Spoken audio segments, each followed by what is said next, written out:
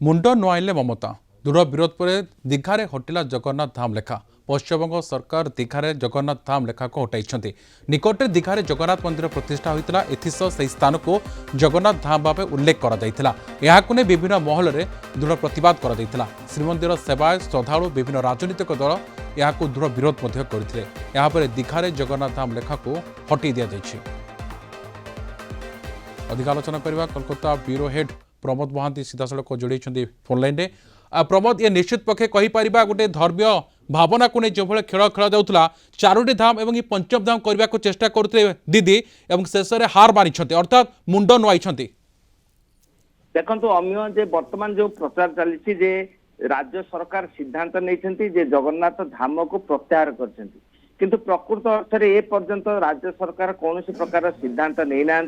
तेबे दीघा अंचल दीघा जगन्नाथ मंदिर परिसर में जो सेल्फी पॉइंट थिला जो बड़ बड़ अक्षर जगन्नाथ धाम लिखा जाइथिला एवं लोक माने सेठारु सेठारे फोटो उठाउथिले एवं सेही सेल्फी पॉइंट बा जगन्नाथ जो बोर्ड लिखा जाइथिला से बोर्ड को कार्यत हटाई दिया जाइछि एवं सेही बोर्ड रे लिखा जाइछि जगन्नाथ मंदिर। तेणु यही जो हटाइबार नेपथ्य हयतो सरकार सिद्धांत थाईपारे किंतु ए पर्यंत घोषणा करा कौन सरकारी भाव घोषणा करा जाय नाही। मुख्यमंत्री ममता बनर्जी आज मुर्शिदाबाद अछंती मुर्शिदाबाद विभिन्न प्रकार इंगितमूलक मंतव्य करछंती जे यह राजनैतिक प्रतिशोध निया जाउची एवं पश्चिम बंग कौन उन्नयन कार्य बा जगन्नाथ मंदिर करा जाउथिबारु ताकू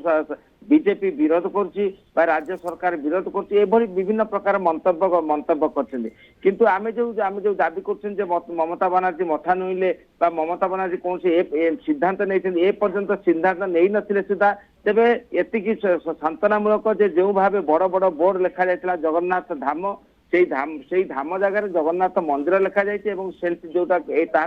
कार्यत सेल्फी पॉइंट बोली आख्या दि जाउथिला वर्तमान से परवर्ती पर्याय जना पड़िबो जे यार प्रकृत रूपरेख कौन एवं प्रकृत परिवर्तन है। जगन्नाथ मंदिर प्रतिष्ठा हला जगन्नाथ मंदिर करागला ताकू विरोध नथिला लोकों धर्मीय भावना रहिथिला जे जगन्नाथ धाम कहीं के ना दिया गला जो सेल्फी पॉइंट कथा आपण कहउथरे एवं आउ गुटे कथा मध्ये सामने को आसीतिला जे मोह ददी देबा को मध्ये चेष्टा करा जाउथला ए दुईटी कथा आस्तिला जहा कि जगन्नाथ प्रेमी को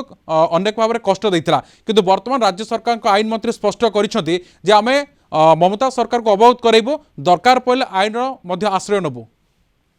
निश्चिंत जो भाव ओडिशा सरकार दृढ़ पदक्षेप ग्रहण करछंती एवं जगन्नाथ प्रेमी माने जो भाव यही जगन्नाथ धाम को विरोध करछंती निश्चित पक्षरे पश्चिमबंग सरकार निद हजि जाइछि किंतु वर्तमान परिस्थिति रे सेमाने वर्तमान परिस्थिति विषय कर मुख्यमंत्री ममता बनर्जी जो तुम्बी तोफान छाड़ुचंती एवं जो सिद्धांत को से बलवत्तर करबा पई चाहिचंती ता परवर्ती पर्याय रे जना पड़िबो एवं जगन्नाथ धाम बोली आमे देखिथिले जे जो निमंत्रण पत्र का छपा हेतला उद्घाटन सभा रे देखा हेतला जे निमंत्रण पत्र रे एवं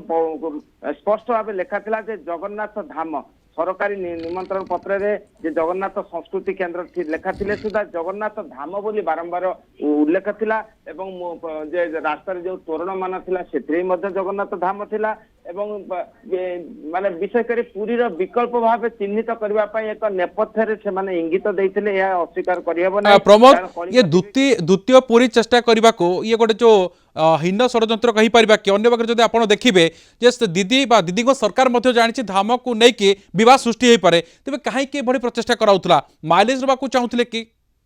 निश्चिंत यह एक अपचेष्टा कारण आमे देखिथिले जे जेउ दिन उद्घाटन सभा होइतिला सेठारे उपस्थित थिबा दूर दूरांतरु आसीथिबा साधु सन्यासी एवं विभिन्न मठर मठाधीश माने से विरोध करथिले एवं ता कलिंग टीवी कि सेमाने स्पष्ट भाव जणाइथिले जे यह एक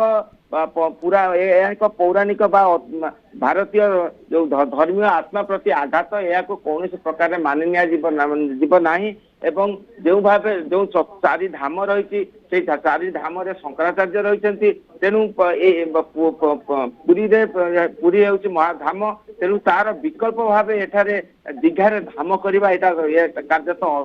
एटा अपचेष्टा तेणु अपचेष्टा रही स्पष्ट जना पड़ी कारण जगन्नाथ धाम शेष दीदी मुंड नुआई जगन्नाथ मंदिर बोली बर्तमान लिखाई जो सेल्फी पॉइंट रही सेठू प्रत्याहार करा कथा सामना आसूची अधिक सूचना दौले आम कोलकाता ब्यूरो हेड प्रमोद महांती।